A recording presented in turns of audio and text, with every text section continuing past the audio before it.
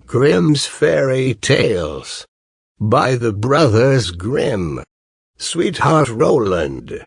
There was once upon a time a woman who was a real witch and had 2 daughters, one ugly and wicked, and this one she loved because she was her own daughter, and one beautiful and good, and this one she hated, because she was her stepdaughter.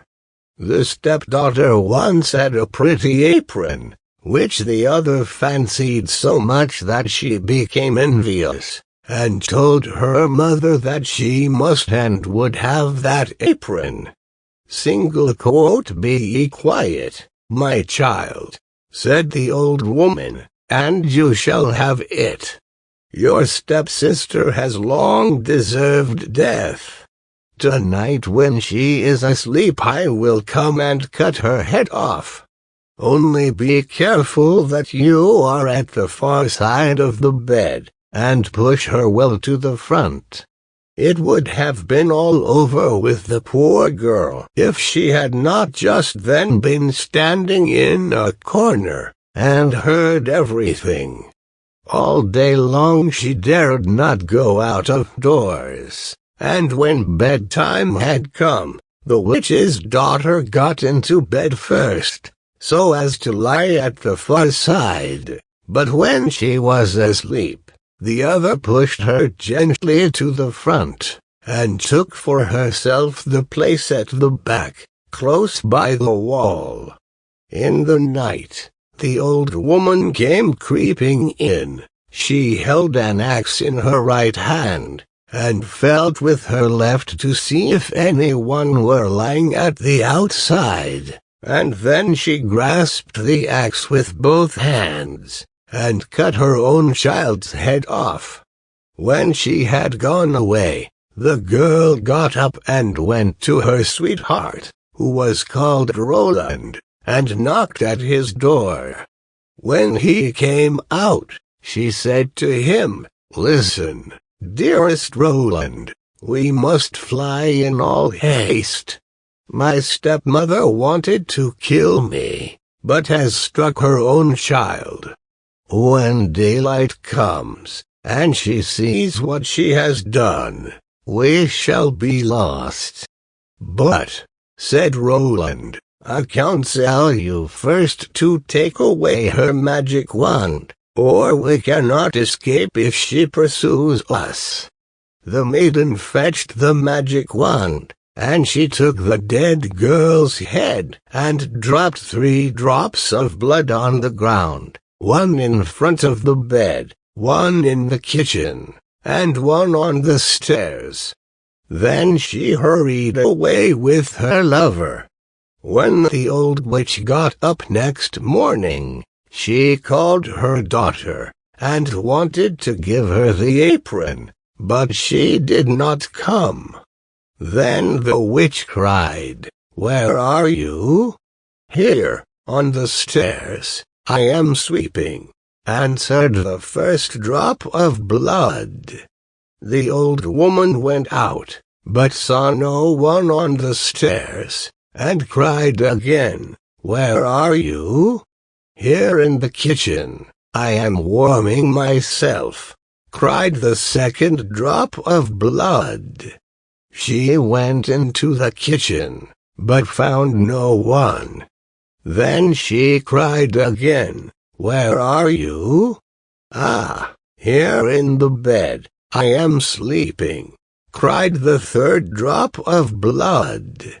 She went into the room to the bed. What did she see there? Her own child, whose head she had cut off, bathed in her blood. The witch fell into a passion, sprang to the window, and as she could look forth quite far into the world, she perceived her stepdaughter hurrying away with her sweetheart Roland. "That shall not help you," cried she. "Even if you have got a long way off, you shall still not escape me." She put on her many-league boots, in which she covered an hour's walk at every step, and it was not long before she overtook them. The girl, however, when she saw the old woman striding towards her, changed, with her magic wand, her sweetheart Roland into a lake, and herself into a duck swimming in the middle of it. The witch placed herself on the shore, threw breadcrumbs in, and went to endless trouble to entice the duck. But the duck did not let herself be enticed, and the old woman had to go home at night as she had come. At this the girl and her sweetheart Roland resumed their natural shapes again, and they walked on the whole night until daybreak. Then the maiden changed herself into a beautiful flower which stood in the midst of a briar hedge, and her sweetheart Roland into a fiddler. It was not long before the witch came striding up towards them, and said to the musician, "Dear musician, may I pluck that beautiful flower for myself?" "Oh, yes," he replied, "I will play to you while you do it." As she was hastily creeping into the hedge, and was just going to pluck the flower, knowing perfectly well who the flower was, he began to play, and whether she would or not, she was forced to dance, for it was a magical dance. The faster he played, the more violent springs was she forced to make, and the thorns tore her clothes from her body, and pricked her and wounded her till she bled, and as he did not stop, she had to dance till she lay dead on the ground. As they were now set free, Roland said, "No, I will go to my father and arrange for the wedding. Then in the meantime I will stay here and wait for you," said the girl, "and that no one may recognize me, I will change myself into a red stone landmark." Then Roland went away, and the girl stood like a red landmark in the field and waited for her beloved. But when Roland got home, he fell into the snares of another, who so fascinated him that he forgot the maiden. The poor girl remained there a long time, but at length, as he did not return at all, she was sad, and changed herself into a flower, and thought, "Someone will surely come this way, and trample me down." It befell, however, that a shepherd kept his sheep in the field and saw the flower, and as it was so pretty, plucked it, took it with him, and laid it away in his chest. From that time forth, strange things happened in the shepherd's house. When he arose in the morning, all the work was already done, the room was swept, the table and benches cleaned, the fire in the hearth was lighted, and the water was fetched, and at noon, when he came home, the table was laid, and a good dinner served.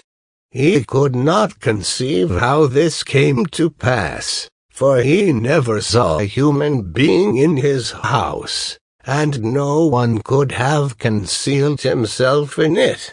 He was certainly pleased with this good attendance, but still at last he was so afraid that he went to a wise woman and asked for her advice.